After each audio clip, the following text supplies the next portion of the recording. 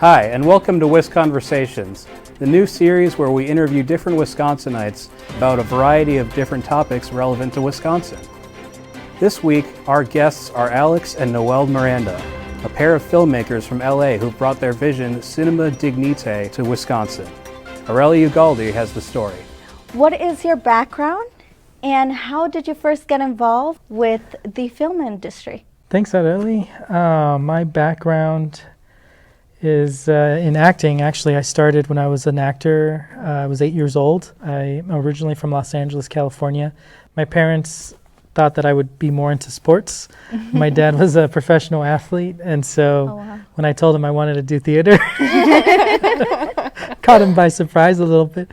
But my parents are so loving, and they really care about what I care about, and they supported my desire to enter into the performing arts full-heartedly.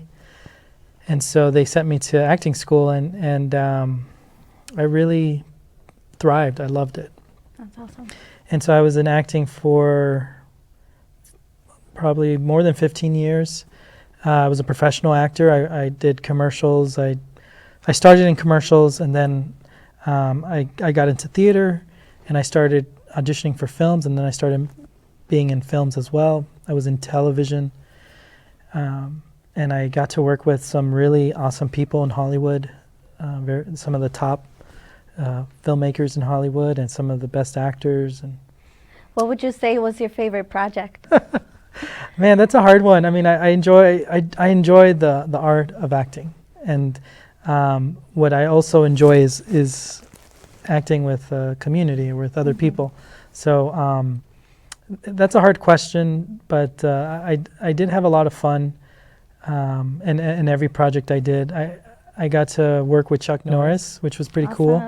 Walker Texas Ranger, and they flew me out to Texas, and we stayed out there for a little while, and it was fun. You know, every experience was educational. It was exciting. I learned a lot. I got to go to Hawaii and film Jurassic Park 2, you know, have a small part in that, and work with Steven Spielberg and an amazing cast, and it was, I was a little kid, so it was really fun to be among these people at a young age. Yeah. But yeah, so that was my background, really came from acting. But I began to notice something over the years, and I began to realize that I kept getting the same parts, and basically it felt like I was getting cast typed. And so I started to have like a, you know, kind of like, what is that, disillusionment? Or, you know, it was like, why do I keep getting the gang member? Why am I always the delinquent? Why am I always causing trouble or need help? And I just didn't feel like it was representative of my community or the communities I was representing on screen. But it did make me think about going behind the camera and getting into filmmaking, maybe getting into writing and directing. Maybe from those positions I can make a difference. So I went to film school. I'm a newbie when it comes to film. My background is more in corporate responsibility and nonprofit work. I've worked for Coca-Cola, for the university, but when Alex proposed to me when we met in Los Angeles, there was a marketing job that brought him out to do directing work. And so when we came out here, we'd been in Wisconsin for a while, we're getting to know the community here, and came up with this idea of how do we work together? You know, we enjoy each other's company a lot, and so how can we work together? And there's a lot of husband and wife duos in film. And so Alex proposed this idea to me of working on a short together to test out the idea, can we work together? And can we make something that's creative and beautiful? And so out of that effort, we created a short film called Fantasy in D Minor, which premiered all around the world in 2018. It went through the film festival circuit. And from that point on, I was kind of hooked when it came to filmmaking. I love the idea of telling stories that have messages that cause people to think, cause people to question, to look at what their assumptions are, and to look at the world and imagine a different world. And so as of a couple months ago, I'm in Brave Bird full-time as well. I'm a full-time filmmaker, and it's a really exciting film industry to be part of. That sounds very, very nice, and I'm glad that things are going well, and I'm very excited to see what you have in store for Wisconsin. And with that being said, with you guys being from Los Angeles, what brought Brave Bird to Wisconsin? It wasn't something that I actually planned. You know, this is Brave Bird is a product of life circumstances that evolved over time. What brought me to Wisconsin was taking a creative director position at an advertising agency. And I began to direct in the ad world. That's where I really started to get back into filmmaking. I started to direct commercials, write and direct, produce commercials and short films, short documentaries. And I did a lot of them, and I was doing them at a very high level, really strong quality, really took a team and was trying to go beyond corporate videos and talking heads, what I call them talking heads, but really trying to introduce narrative storytelling. And so it was that experience that really showed me, wow, I think this is a good platform to try to do what I'm achieving to do in life with messaging. I'm a very thoughtful person, and I care a lot about the message. Even when I was young, when I was acting, what am I portraying? What kind of example am I giving to people? So the advertising world really helped me hone those skills. But like Noel was sharing, we decided to make a short film together. I approached Noel and I asked her if she would help me make a film. And we had never done that together. And it was really my first time directing for a competitive project for a film outside of the advertising world. And so I was like, this is a good test to see if I should pursue this further. Can I direct? Is the medium effective for what I'm trying to achieve as an artist? Those were the questions. And we sought out to write the film. It's called Fantasy in D minor. Noel already mentioned it. We filmed it here in Wisconsin with local artists. It's about a musician, a violinist, and I have this, what do you want to call that? But I keep coming back to a certain style of filming, which might have been the early beginnings of cinema dignité. But I like filming with not real actors, but like real people who really do that in life. So like our lead actress in Fantasy D minor is a violinist. She's a real violinist, you know. So she played the real, like it wasn't fake, it was the real thing. We had original scores that she had to learn, and we created this story, and it was so beautiful and it was so successful and it worked out.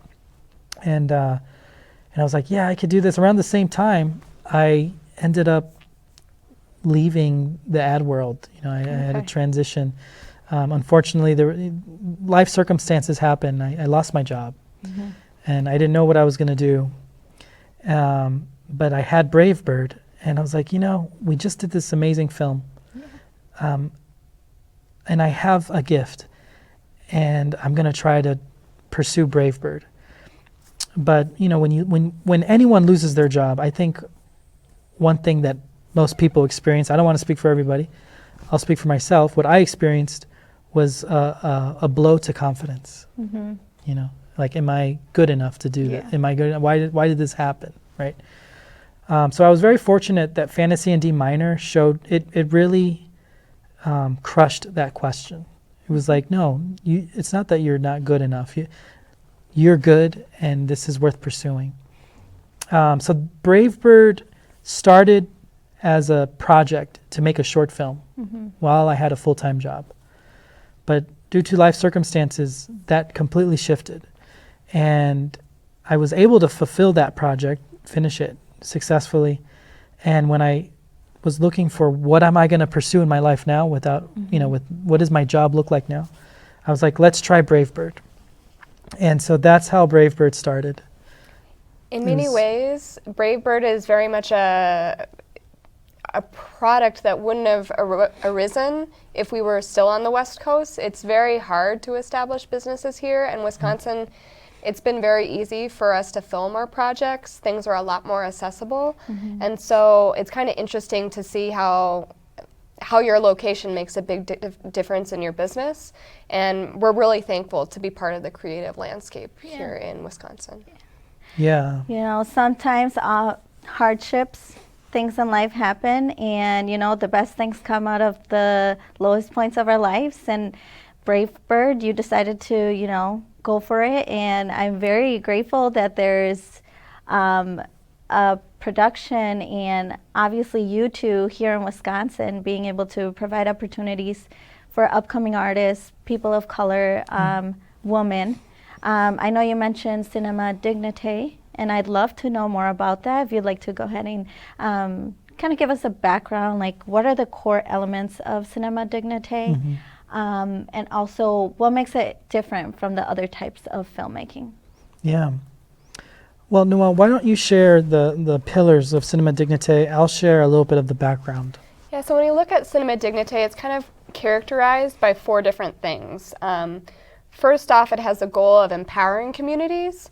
A lot of filmmaking that you see today is more salacious, it's very splashy, but it doesn't necessarily empower people to tell their own stories. In addition to empowering people, we want to focus on diversity and inclusion when it comes to ethnicity. So the people that we're representing on screen, the cultures that we're representing, are in the creative process themselves. We also want to do it at a high quality. Studios have millions and billions of dollars that they pour into projects, the advertising world as well. And so they tell these stories that are often devoid of all the things that we're talking about with Cinema Dignité, but it looks beautiful. So we want to have that quality that's competitive to that. And we also want to focus on creating a pathway for people. There are very difficult. It's very difficult to get into the film industry. There's a lot of barriers, and so we want to remove those barriers. And then we also want our stories to be to have value, to bring dignity, to be ethical. And so those are kind of the key points that make up Cinema Dignité. Yeah, and you know, it's in the word, right? Cinema Dignité. Dignité is the dignity, right?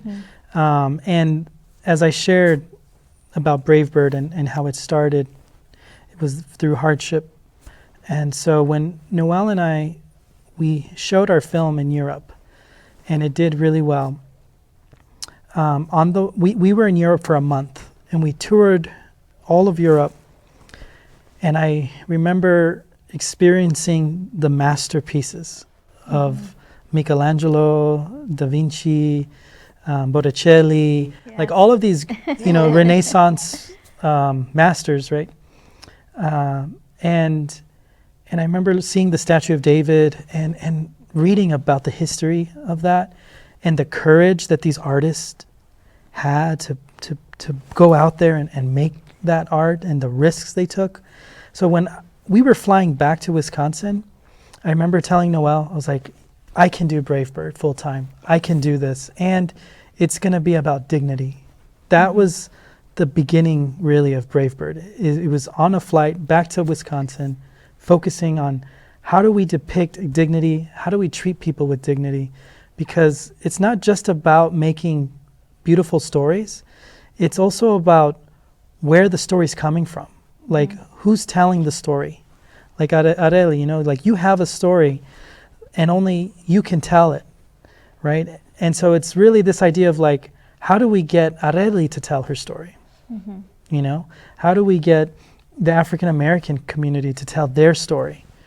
And so that slowly turned into Cinema Dignité and introducing diversity from the top, bottom, and bottom up of our production company, of our storytelling initiatives, it's about finding diverse storytellers to tell that story. Because I don't know all the history of the African American community. I don't know all the history of the Filipino community or the Hmong community. I know the history of my community, right? But what I really wanted to do was get to the heart of, like, let's ask the African American community, what kind of story do they want to tell? Yeah. You know? And that's in pretty sharp contrast to both advertising and the film world today. Where they get like a celebrity writer or, If you look at, if you just look at the leadership, say of the top 5 studios that create 80% of the content that we see today, you can pretty quickly see just through looking at leadership that it's mostly one demographic and one gender, and they try and tell everyone's stories. And when you have only one perspective that tries to go that wide and tell that many stories, you kind of inevitably have tropes and stereotypes that come up. And those are really, really harmful, both for the people that are being depicted and also, I would argue, the majority audience. And what we're saying is, like, the diversity, that's the recipe. Like, the diversity is what's creating the innovation, and it's transforming the way we tell stories. I think that different diverse communities, they have different rhythms. I think they have different ways of telling a story, but in Western society, we have a formula that we stick to. But I really feel like there's a lot more to explore. I mean, I was in Guatemala last year, and we were learning about the Mayan traditions and the Mayan communities. And they have a different way of telling stories. It's very different, you know? And I'm like, man, imagine if we could visualize this, you know? And tell it in their language. I just, that is cinema dignité. And that's something that we're bringing in the work that we do. We can't control everybody, you know, and we can't, but for the work that we get assigned and the work that that's how we're going to do it. We're going to tell it authentically and with dignity. That's awesome. From what I was seeing, I did see that 60% of your team and crew are people of color, and then the other 50% of them are women. And I think that is very great. It definitely gives the diversity that we don't see. And it also creates opportunity for upcoming artists and people of color. I know a lot of people have either given up on their dream or even seeing it so far away because the opportunities are so scarce. But this is great, and I love the diversity that you are trying to include, and obviously the storytelling that will come out from that. And I just think it's a great way of filmmaking, and it's different, but I'm pretty sure we're all going to appreciate it. There's so much talent in Wisconsin. You know, it hasn't been really hard for us to find really talented people, and so it's just giving them opportunities, kind of making our own opportunities, like we are with our film called Trace the Line, and allowing those people to shine. Give them the tools, and they'll shine, right? And so it's really exciting to be part of that. There's a lot of potential with people, and it's amazing to see our team grow. And we're excited for what that could look like in the future. So now that we talked about cinema dignité, how is the concept of cinema dignité reflected in the direction of your new featured film? So one way that cinema dignité was implemented in Trace the Line was specifically in the creative development of the film, the story. We had a diverse, small writing team that was comprised of men and women and people of color. And so what ended up happening is the story, the script of the film is really authentic. Really authentic, and we can speak of this authenticity from 2 different cultures, from the African American community and the Caucasian community. And so we were able to really tell something that is honest and true and real together, which was fascinating. Another thing that we did was we were very intentional to look for tropes in our script. So, and to be honest with you, we had to write 7 drafts before we had the final draft. And in those 7 drafts, we had to keep going back, and we kept finding tropes. Now, for those who don't know what tropes are, it's a stereotype that's used in script writing that is so common now that people don't even see it anymore. Yeah. They may not even realize that this is a white savior trope, or this is a gender trope, or there's different types. So we went through the film, and we were combing through, scanning for these tropes, and they were still there, unfortunately, because it's so ingrained in us. But the fact that we were open and humble to look at our story and be like, okay, this narrative is relying on a trope to propel the plot forward. What do we need to do? We had to dig deeper. We had to go further. And so our script is not lazy. It's very, very strong. So that was one way Cinema Dignité was incorporated into the film, was the perspective. Who can tell this story? Yeah. Another example of this is like I was given this vision for the film. It came to me. It's from a higher power. The story came to me, but I still was like, you know what? I need help. I need support, and so I invited diverse creatives to help me with the story, because I'm Latino, but I have African blood too. I have a lot of. I'm very mixed, but I know that I know more about the Latino community than I do of the African American community, and so my filmmaking collaborator Greg Hatton, he's African American, and I asked him to help me, and I remember telling Noel, I was like, I need to reach Greg. I need to ask him if he could help me with this film, because I think it's very important that it's told from an African American perspective.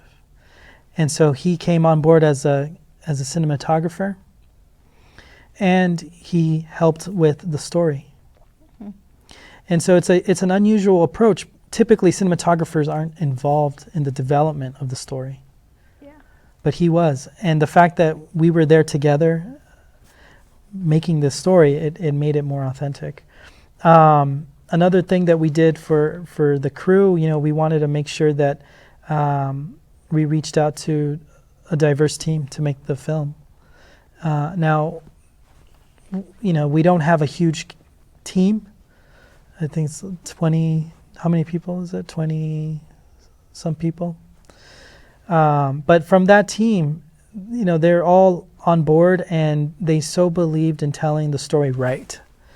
So it didn't matter what role you had. It didn't matter if you were a grip, or if you, Eric helped us, to do crowd control.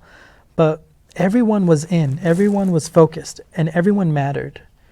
And that's something that I'm trying to bring to my productions, is like, you matter, like the fact that you're here is really special. And so there are roles, like there was a grip, there's a gaffer, there's a director, but there was something else too that was like, we're still together. We're like a family. Yeah. So it wasn't just about like, I'm hiring the best cinematographer, I'm hiring the best writer, it wasn't about hiring the best in their fields. It was about creating a team that could work together. It was about creating a team, and that recipe is incredible, and it works, and that's Cinema Dignité. And it wasn't just a team, it was a family. Like, we care about each other. In many ways, Trace the Line is our first test of how Cinema Dignité works. And it's kind of like the proof is in the pudding, right? Like, this methodology really makes a difference. The process that you use for film matters in the end product and in the story. And it's been amazing to see it all kind of gel together. All these different perspectives, different ages. A lot of people that were on Trace the Line aren't even, this is their first time being This is their first time making a movie. Yeah. Awesome. Except for Greg and me, Greg and myself. Everyone else had never done a feature-length film. Okay. And also the talent. Like, I didn't want to just go with an actor. I went with people I know, I have a relationship with. who could trust me and I can trust them. We know each other. And so our lead actor, Matthew Charles Bogart and Brooke Leland, Matthew is a young African-American poet. And so I wrote the story to his character as a real person and his voice. And so when you see these people, these talented artists in the film, it's very natural to them because I wrote it to them. I wrote it for them specifically. So that's another aspect of Cinema Dignité. That's more of a style. I also embrace both written and improvisational dialogue. So although we do have a script, I also encouraged improvisation to occur, which is difficult, but it worked, and we were able to get more than what we could think of. Yeah, filmmaking, like on a typical Hollywood set, it can be pretty hierarchical, and it's kind of top down, and there's not really a whole lot of room for anything outside of one person's vision. And we want to be more inclusive, more expansive with that process. Everyone's voice matters, and ultimately when we collaborate and work together and we have those diverse voices at the table, we just have something that's more engaging for audiences, I think. Yeah. Yeah, it's definitely a quite remarkable film. Another aspect to Cinema Dignité is that it feels real. And Cinema Dignité kind of skirts the line between verite and direct cinema, between documentary and narrative filmmaking. It kind of blurs the line of reality and fiction. But the purpose, the core of the message of the film is it's very transcendent. So it's not like we're trying to deceive people. People go into it knowing it's a contrived film. But the experience you're going to see that you'll get out of it is very unique. That's another aspect of Cinema Dignité that was included in the film itself. Obviously, with the pandemic going on, things can become difficult. How did the COVID-19 pandemic affect production? And what precautions and limitations did you take while filming? So, backing up, kind of, we came, like Alex said, this idea kind of came to him, and that went through several iterations, and eventually it became what is known as Trace the Line. And it's a film that's really about two artists struggling with identity and navigating the world in 2020. So very relevant and very relatable too. And so for many of the people that we work with, we kind of have a freelancer ecosystem of people who work with us depending on what projects we get. And when the pandemic hit, unfortunately, much of the work that we had planned evaporated, and that not only affected us, it affected this whole group of people, that we work with day in and day out. And so we really kind of thought long and hard about how do we create work for us and for our team, and how do we keep this great ecosystem thriving, despite all the uncertainty. And so when we were writing the story, we're very mindful of the safety precautions that we needed to take, and also incorporating what we're seeing with the pandemic into the actual storyline. So when it came to on-set, there are a couple things that I think helped us be really successful. Similar to the NBA, we kind of had a bubble for the main people who were on set. Typically, we had less than 10 people on set a day, and we were interacting mostly with each other. Not a whole lot of outside interaction, which I think limits the risk quite a bit. Another thing that we did was filming outside quite a bit. When you're in outdoor locations, and we really lucked out on the weather, which we're thankful for. But I would say like maybe 50 to 75% was filmed outside. Again, really limits the risk. And then on top of that, we were very rigorous with the hand sanitizing. Everyone wore masks throughout the whole production. Even the actors themselves, 6 feet apart. So incorporating a lot of those kind of best practices that we know that limit risk a lot, and we're really thankful, COVID-free for the whole production. Even Hollywood hasn't managed to do that yet, so really, really thankful for that. You know, like Noel, she mentioned it earlier, like we wrote COVID practices into the narrative. So we'll be seeing it in the film. So so Awesome. they're 6 feet apart all the time. The actors never touch. Okay. They're wearing masks in the film. Awesome. So that also was part of it. In addition, of course, the crew is doing the same. We had a chef who prepared meals. Only they prepared the meals, and created like individual packages for each person. You know, That's amazing. Like we took very serious levels about how we were going to do this. We had temperature gauges, and we just were very honest with each other. You know, creating a space where it was okay. You know, if you needed to stop, we could stop. Yeah. You know, so that's important, is to have that flexibility. COVID is so unpredictable, and so you have to be willing to have that amount of, you have to be willing to stop. Yes.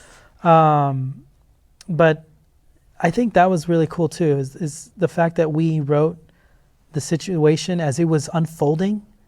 We were writing it into the script. You can look at the pandemic in a lot of different ways. It can either be something that really stops you, or it can be something that causes you to innovate. And I think the restraints and constraints that we had to work under are going to produce some It's our really strengths. interesting visuals and a story in a way that hasn't been framed or seen before. And then also brings up some really, really timely and interesting issues that our characters have to wrestle through. And then I think our audiences will be right in that same boat with them. So it'll be, I think it's presented an opportunity for us, and we'll be grateful for when it's done. Yes. But really, really thankful that while we were filming, everyone was able to stay healthy. Well, I'm very excited. I know that these are very unprecedented times, and we don't know when it will end.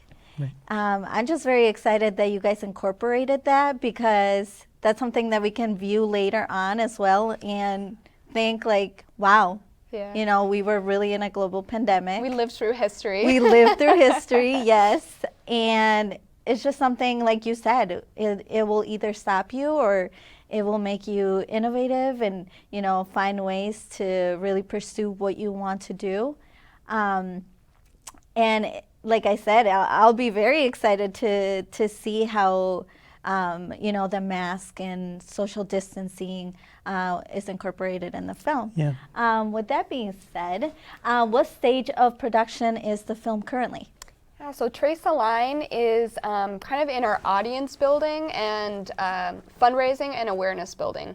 So we've been doing virtual events throughout this year talking about the film.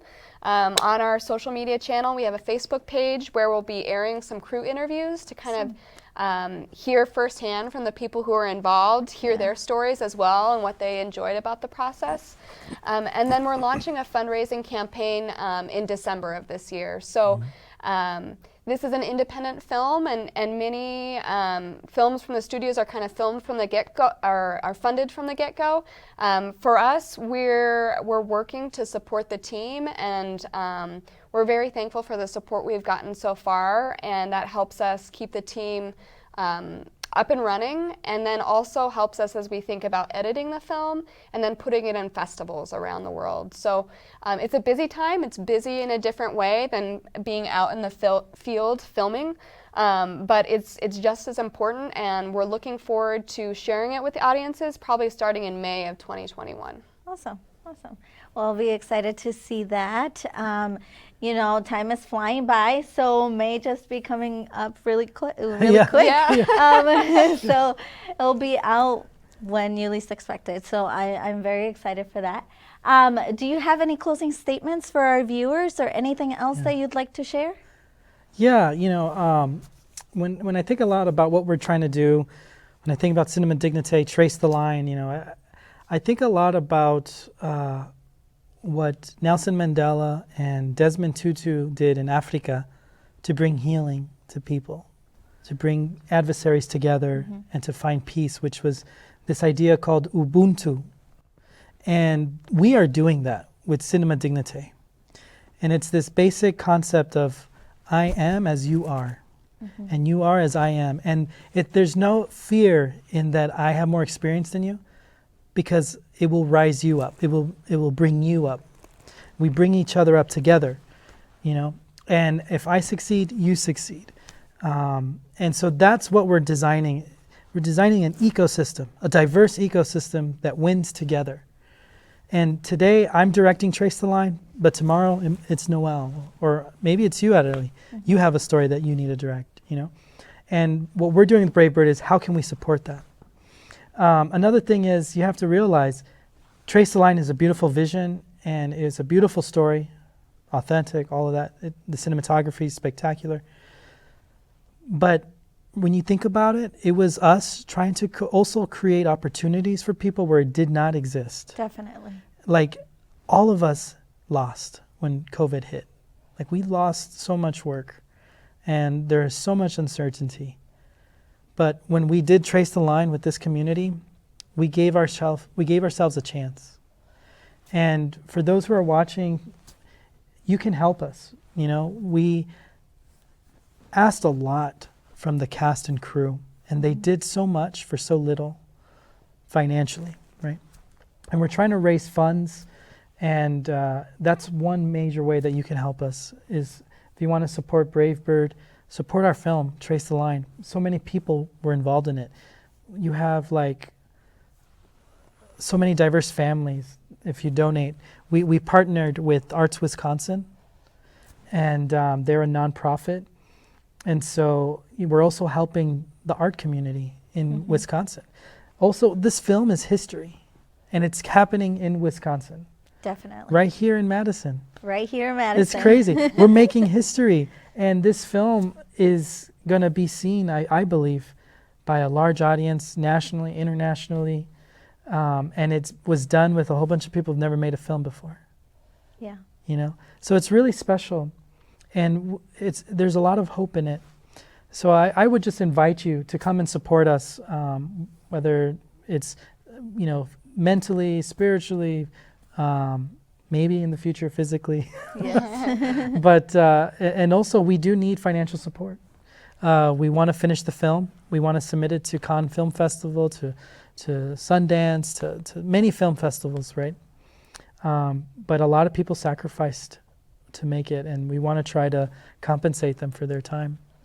Yeah, when it comes down to it, it really is about community, right? And I think that's something that's very unique about the film itself. I mean, it's filmed all in Wisconsin, all around the Madison area and local parks. It showcases all that Wisconsin is and can be, and I think that's so unique. It's a vantage point into the state that people typically don't even think of or get to see. And so we're really proud to be sharing that message, and we're excited about the community that will be part of that going forward too. I'd love for you to share where they are able to go ahead and see more about your work and get more information regarding films and maybe possibly the opportunity of working with you two. What social media platforms are you currently on? We're on Facebook and Instagram and LinkedIn. And then our website is wearebravebird.com. Any of those sites will be a good place to connect with us.